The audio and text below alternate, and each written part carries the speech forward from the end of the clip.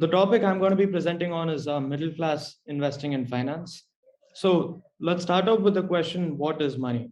I mean, the most obvious answer is, it's something which is a store of value which you can exchange and trade around for goods and services whenever needed. Right? It's a way to circumvent the bartering system where you don't have to trade commodities directly. So I think that's the definition we're all most familiar with. But if you actually look at what money is, most people assume that you go into the Reserve Bank of India and you turn in this 500 rupee note, and somehow magically they're going to give you 500 rupees worth of gold or something. There's nothing backing what this paper is telling you it's worth, right? There's no actual item which you're going to get as soon as you go to the Reserve Bank and turn it in. But there is this social value which we do assert to it or attribute to it, which we do assume that it's a storehouse of value. So in India, this, from anywhere from Kashmir to Kanyakumari, this will get you 500 rupees worth of goods today. But if you go abroad to, let's say, the US, this paper means nothing. They're not going to treat this with respect. So coming to that point, so money's purpose is to either to both be a storehouse of value and also be a medium of exchange. So coming to the point of being a storehouse of value, let's talk about inflation.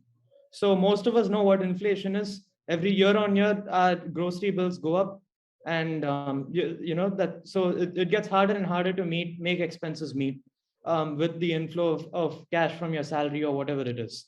So if you some keen people keep track of all the bills from maybe 10-20 years ago, and they know how much the goods which they buy daily has increased. But some people don't, most people don't, we just forget about it. So when you actually track it, you find out that suddenly in like 10-20 years, you figure that the stuff which you've been buying for 2 decades has now tripled or quadrupled in price, and whereas your salary might not have quadrupled in amount.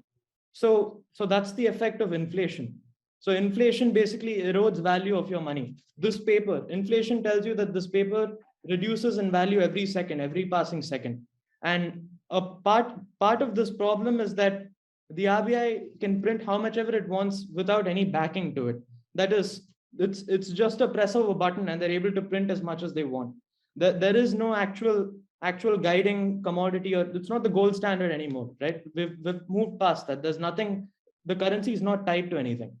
So coming to that, let's look at this bill. I'm sure most of you have remembered this period, but this is a gold bill from the 70s, and the rate per gram, which is circled in red, if you look at it, it says 27.75 rupees per gram of gold. This was when my mother was 2 years old. My grandfather bought this. This was one, I mean, he bought earlier as well, but we don't have the bills for that. But this one bill survived.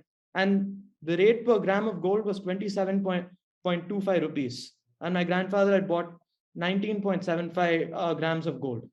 So, and now you can look at where the price of 1 gram of gold is, 22 carat. It's 4,400 or whatever the price. It's above that. It actually dipped right now. But even when it dipped, it's at 4,400 at least. So you can clearly see that inflation stops for nobody, right? And so let's look at the effects of inflation. So what is the practical point of inflation? What benefit does the government have from inflation? So we actually look at it. I'd like to look at it as a second form of taxation. First is when you get your salary credited into your account, your company is going to tax it at your slab. You're going to get taxed there. But as soon as you get the 1 lakh or whatever, let's assume that you get 1 lakh of salary deposited into your account. Then there's an inflation, there's a form of taxation which we don't realize is happening each year. So let's say you save that 1 lakh and let it sit for 1 year. 7,000 rupees, the inflation rate is around 7%. If you actually look at it in Tamil Nadu, it's around 10%. But let's take 7%, and any government would want to underplay inflation numbers. So let's go with that. So let's go with 7%. So with a 7% inflation rate, 7,000 rupees is being further taxed from your 1 lakh, which you are not aware of. And if you are aware, you don't look at it as a taxation, but rather just a fact of life that, boss, commodities are going to increase in price and we have to deal with it. But If you actually look at it, the purpose of inflating a currency is that it helps the government pay off its debt easier. If a government borrows 100 rupees from the public, if you can see the elephant, let's assume that the elephant is the government. The ball chain which is stuck to its leg is the bonds which they issue to borrow from the public. 100 rupees which the government borrows will be 93 rupees only in the next year, which they have to pay back. So their effective rate reduces. And at an inflation rate of 7%, bond yields are going at 6.53%. So they're actually making money by borrowing from you. You're losing money lending to the government. And that's why inflation is such a deadly thing. It's because inflation isn't meant to help us, like you and me. It's meant to help someone out there, which is the general public, the government, basically. And there's this quote which I love by John Maynard Keynes. I'll just quickly go over it. It says, moreover, this progressive deterioration in the value of money through history is not an accident and has had behind it two great driving forces: the impecuniosity of the government, which is basically the inability of the government to pay money. The tax revenue, they're always in a deficit. So they need to keep borrowing to fund their budget. So what ends up happening is inflation just helps them cover their interest payments on the debt. So that's what John Maynard Keynes is basically saying in that quote. So let's look at the numbers. Most of you would recognize these numbers immediately. Your Arvin milk, which you bought in 2014, 1 liter, 24 rupees. And now half liter is 20 rupees in 2021. So basically, if you had, let's say 30 rupees back then, it's halved in value. If you look at it, effectively, it's halved in value. And let's look at gold winner. And this is over around 7 years. But let's look at your cooking oil. Your cooking oil from 2020 to 2021, 1 liter has gone from 85 rupees to 180 rupees. You can do the math on that. So you can clearly see that inflation stops for no one, and inflation is going to be there. Now the question is, the game which we're playing as the common public is how to beat inflation, how to protect ourselves from inflation, right? So I've divided my slides into do's and don'ts, which makes it much easier for everyone to follow along. So let's look at the do's. The first do, the most important one, I think, it's more of a mindset thing, which is that you need to think in the long term. And I'm sure that most of you do. But the advantage of thinking in the long term is that you see where you came from.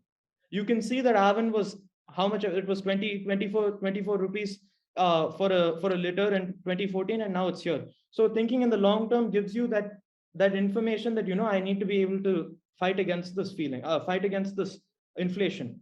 And thinking in the long term also ensures that you don't spend 60,000 on an EMI on an iPhone, which will get outdated in a year. Because Apple is more than happy to keep releasing new models every year, and people are more than happy to take out an EMI and sacrificing 2 months of their salary or 3 months of their salary to pay off that EMI. So thinking in the long term, you'll be able to figure out the game which most companies are trying to play with us.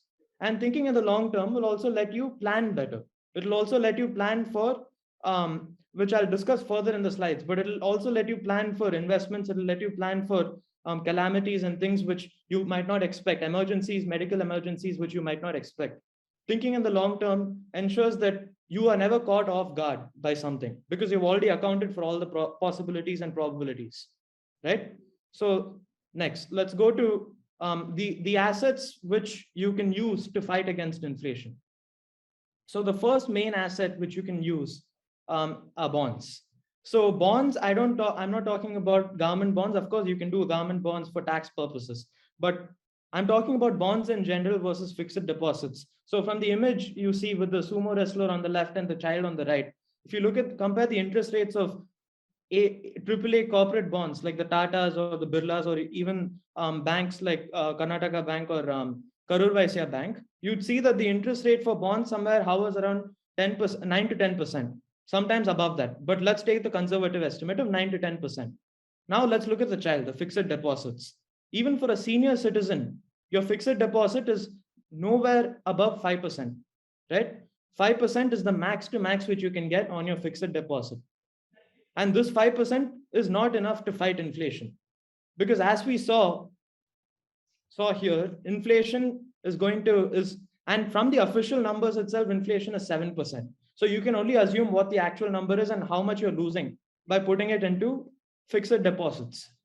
So fixed deposits clearly isn't a way for people to retire early. It's not a way for people to survive on retirement. And there's this really, I mean, I don't know whether you want to look at it as a boon or bane, but now our lives are extended. Before you could knock off at 60 and say, boss, my retirement is done. I've worked enough. This is life. I don't need much for retirement. But now you're going to be forced to live till 80 because medicine has gotten that good. So how are you going to account for those 20 years? A losing game on fixed deposit isn't going to get you there 100%. So either you have to have a huge corpus and then put it in the bank and let it sit, or you can go to smarter ways of investing and capital allocation. And one more thing with fixed deposits is that there's a TDS. As soon as you put the fixed deposit in, they're going to charge you tax on it. Right. So bonds, they're AAA corporate rated bonds. If this is a really interesting saying, which is that if the Tatas go bust, India goes bust, right? Because the Tatas are this impenetrable force of corporates, which are extremely ethical in their business, and they're willing to offer you 9 to 10% of their bonds. Who would not take them? The problem, the reason why people don't take them is because they don't know Tatas are even offering bonds. It's not made public to people because it's not something which Tata's advertise, like they advertise Tata tea or Tata salt or Tata cars, right? It's not advertised, so we don't know Tata's are want to borrow. So that's one big reason why people don't know that bonds are an option. They do debt funds, and then we saw what happened in Franklin Templeton.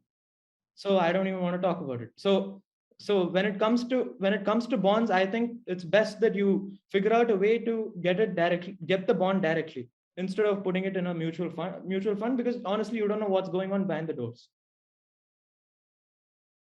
It's a great privilege and honor that so many of you in thousands have subscribed to my channel and have supported me. I have written 2 books in English, The Alchemy of Money and Ordinary Stocks, Extraordinary Profits. These books are published by us and are ready. If you want to procure a copy, send us a message to the WhatsApp number given below and my team would respond to you. If you want an Amazon Kindle copy, you can click the link below. Finally, those who wish to consult with me can send a mail to berichenglish@gmail.com. Once again, I thank you for your support. If you like this video, press the subscribe button of my channel, hit the like button and turn on the bell notification. नमस्कार, मेरा नाम आनंद श्रीनिवासन है और मैं एक personal finance consultant हूँ। मैं 2 YouTube channel चलाता हूँ पर्सनल फाइनेंस के बारे में। एक मनी पेज तमिल में है। मेरे बहुत से दोस्त बोले कि मैं हिंदी में एक चैनल शुरू करूं, तो मैंने एक पैसा बोलता है नाम का एक हिंदी चैनल शुरू किया है। मैं पर्सनल निवेश के बारे में ही बात करूंगा। आप उसको सब्सक्राइब करें, अपने दोस्तों को शेयर करें। अगर आप हिंदी नहीं जानते हैं तो पैसा करें। जो आपके दोस्त हिंदी जानते हैं उनको सब्सक्राइब करने के लिए आग्रह करें। धन्यवाद, नमस्कार।